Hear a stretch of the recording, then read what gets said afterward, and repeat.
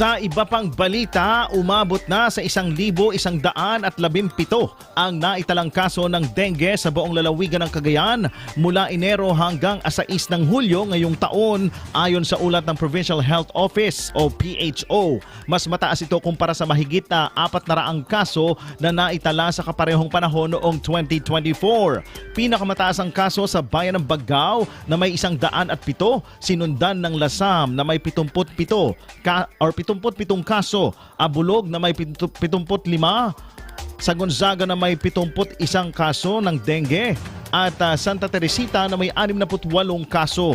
Sa pinakahuling datos, may 8 bagong kaso na naitala nitong weekend. 2 rito ay mula sa Lalo habang tig-isa naman sa Bagao, Lasam, Camalaniugan, Balesteros, Solana at Apari. Dahil sa patuloy na pagtaas ng kaso, muling nanawagan ang PHO sa publiko na sundin ang 5S kontra dengue.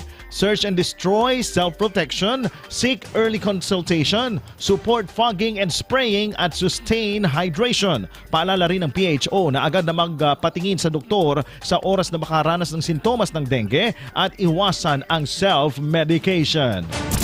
IFM News.